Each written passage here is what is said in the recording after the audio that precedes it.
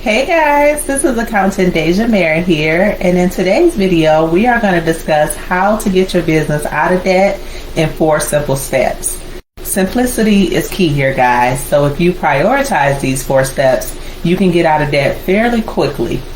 So as a solopreneur, we're typically funding the business on our own, right? The average U.S. small business owner has about $195,000 worth of debt, according to a 2016 study by Experian. And oftentimes that includes personal credit cards, loans, or maybe you're reinvesting the profits back into the business. And some of us do that too quickly.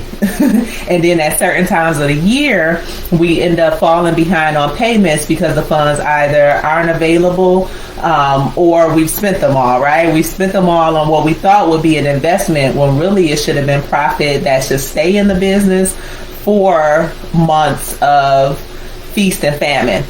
So as a small business owner, you should be setting aside enough money for profit in the business. You should be setting aside enough money for savings. You should be setting aside a business emergency fund. And just like your personal funds, you should even set aside 3 to 6 months worth of business expenses in case of an emergency. You know, keep in mind, we're still in a pandemic, right? So if you don't do this, each emergency will set you behind. Lord forbid there is another outbreak and clients stop paying you, or, there is another shutdown and some of your clients stop paying you either because they're laid off or they just don't know what to expect next. And that scarcity is going to cause them to pull back on their expenses, all of the extracurricular expenses, because they want to make sure that they can still cover their operating expenses, that they can still cover everything that they got going on, even in the middle of a pandemic, right? And you want to make sure that you can still cover your operating expenses. You want to make sure that you can still cover your rent, your software, your equipment, your fees, your fee rentals, your digital platforms that you need to operate your virtual business. So if everything shut down today, you want to make sure that you have 3 to 6 months worth of expenses set aside so that your business can still operate in the midst of that shutdown, right?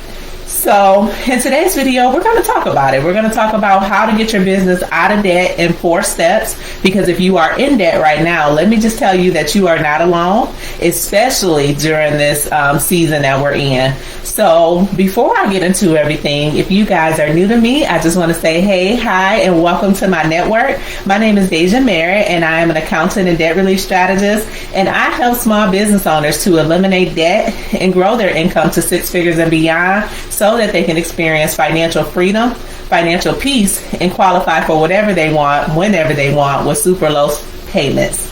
So here are 4 steps to digging your business out of debt. Number 1, you want to take inventory of your debt. You want to find out who do you owe and how much do you owe them. You can do this by looking at your personal credit report. You can do this by looking at your Dun & Bradstreet business credit report. You can do this by looking at your balance sheet, which is going to show the liabilities that are outstanding. But this is the most important part, guys. And many people turn a blind eye to their finances and debt until it creeps up on them in a very disruptive way. And when I say disruptive, I mean garnishments, shut-off notices, canceled or suspended services, canceled or suspended checks. And by that time, it's too late. Your credit score consists of, payment history consists of 35% of your credit score, of your personal credit score, that is. So you want to make it a habit to start paying what you owe and paying it on time, because if you can make those payments on time consistently, and that's gonna be 35% of your credit score over a fourth. Is that a quarter? Over a quarter. Over a quarter of your credit score, that's going to put you in a really good position, right? So this is going to help you stay on top of your debt, right? You don't want your debt to spiral out of control. You don't want to dig a deeper and deeper hole. By you knowing what you owe and who you owe, you can manage your debt a little better. It's also going to help you create a debt management plan. And that debt management plan could be very, very simple. If you have a business bank account, or even if you have a personal account, a lot of banks will create a debt management plan for you. But if you wanted to do it yourself, it's really simple. You're just figuring out how much debt you're in. So again, go and collect those debt payments. And then as you're accumulating debt, I would say, start keeping a spreadsheet of the people that you owe. If I take out a loan, to finance something in my business, to take care of payroll, I'm going to put that on my debt spreadsheet so that I can keep track of those payments and I can pay it back as soon as possible. With debt, you do not want to let it sit. If you let it sit, you'll end up falling into a debt spiral and you'll end up paying out way more than you even borrow. You're going to end up paying out way more in interest and late payment penalties. So you do not want to let debt sit around. But with that debt management plan, you're going to figure out how much debt you owe and then how much disposable income you have after you pay off all of your operating expenses in your business. So it's a simple formula here, guys. If you owe $20,000 worth of debt, and you have $1,500 left over to spare after you cover all of your operating expenses, you're going to take that $20,000, you're going to divide it by 1,500. That gives you a number somewhere around 13.33333, right? You're going to divide that by 12. Why? Because there are 12 months in a year, and you're trying to figure out how many years it's going to take you to pay back this debt. So, when you do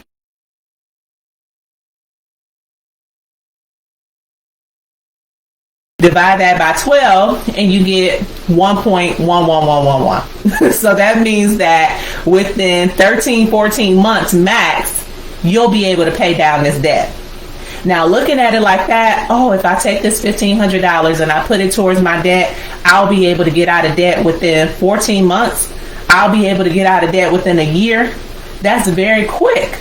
But if you don't know that and you just let this debt pile up, or you continue to allow interest and late payment fees to pile up, then that 13, 14 months can turn into 2 years, 3 years, 4 years, depending on how far back you are, right? So that's the way you're going to stay on top of your debt versus allowing it to dig you in a deeper hole. You're going to keep an eye on your finances and you're going to keep track of the people that you owe, because like my good Bible says, owe no man nothing except the debt to love one another. Okay? So if you owe people, prioritize paying them back, because you want to keep that good financial history so that if anybody pulls your credit report, they can see, okay, this person is reliable, this person is good with their finances. If they borrow money, they pay it back, and they pay it back in a timely fashion. The second thing you can do to get out of debt quickly in your business is boost your sales. Once you have a debt management plan in place, you can think about ways to boost your sales. And here are a few ideas. You can offer discounts on some of your digital products or services. Black Friday is coming up really soon. You can offer discounts that are really fun and friendly for Black Friday, for Small Business Saturday, for Cyber Monday, and what they do for Sunday. They think of something for every day, right? Offer discounts, even out the blue. If you have an email list that you've been building, go ahead and send your email list. People love value, first of all, and they love discounts. For being a value client, for being on your email list, send them a coupon for 25% off. This is a quick way to get some quick cash so that you can put it towards that debt, right? You can also get active on social media. Guys, there is so much money on social media right now. Do you see how many people are on social media? I wish I had looked up the statistics before I did this video to see how many people use social media platforms. But if you just had 10% of that, let's just say if you just had 5% of that, we're talking about billions of people, right? Your business would be extremely profitable. Figure out where your ideal clients are hanging out and go hang out with them, right? Where do they congregate at? What pages do they enjoy? What videos do they like watching? What reels catch their attention? What groups are they in? What business networks are they commingling in, right?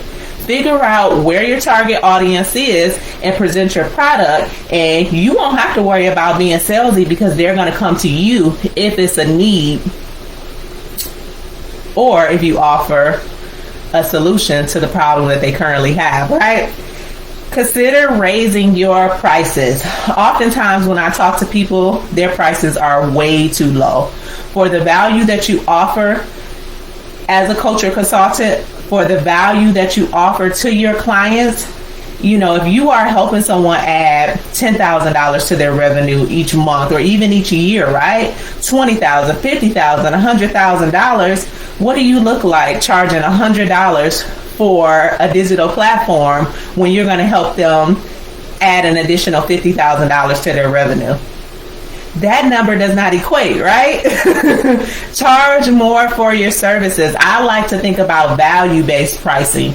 What is the value that they get for the services that you are offering? So again, if you have a coaching program and you know for sure that you can add an additional $50,000 to this person's revenue per month, you're not going to charge them $1,000, right? You may charge 10% of that, right? You may charge $5,000. You may be a little bold and charge 20% of that and charge $20,000. But again, if this person is adding $50,000 to their revenue, now they have a 10x investment, right? So those are just some ways that you can boost sales. I'm pretty sure there are plenty of ways that you can think of yourself, but get creative in this. And you're just thinking about extra cash that you can have to put towards this debt, right? The third thing that you can do is cut costs. If you are in a dire situation where debt is piling up and is spiraling out of control, you probably want to sell off some of your equipment. Sell off some of your office supplies that you're no longer using, or any other items that you don't use often. You can even buy used equipment or lease if necessary, just until you get into your harvest season, just until you get into a position where you can afford to buy outright, right? You can downsize to a smaller office with lower rents or utility costs. You can consider a co-working space. And shameless plug, if you are in Detroit and you are looking for a co-working space, a space where you can invite your clients and work independently, definitely reach out to me. I may have something in the Oakland County area that may be perfect for you. But if you get into these co-working space that doesn't require a long-term lease, or the expenses are a little lower, or maybe you don't have to worry about, water, gas, and utility costs, that's going to save you tons of money that you can use to pay down your debt or to reinvest back into your business. Or you can relocate to a home office. There are so many businesses that are going virtual. About 85% of our clients in our accounting firm are virtual. So that is an option as well. Or you can potentially split costs with other companies. So you can look for other people who are running similar businesses and consider sharing resources, offices, internet services, even travel costs, right? If you guys are going to professional development and training, maybe you can share those travel costs. There are so many ways that you can get creative with as far as cutting costs. And just remember, this is temporary, right? Because the investments that you're making, the money that you're spending, you want to make sure that it's bringing a return on your investment. Last but not least, the fourth thing that you can do to dig your business out of debt is consider your personal finances. Consider your personal finances. How can you trim expenses to invest more into the business for a greater return on investment? Whenever you're spending money in your business, you want to make sure that it has an ROI.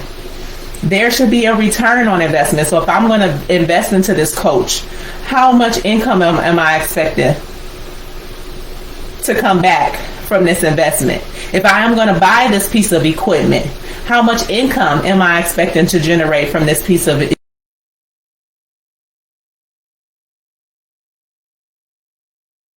time and money?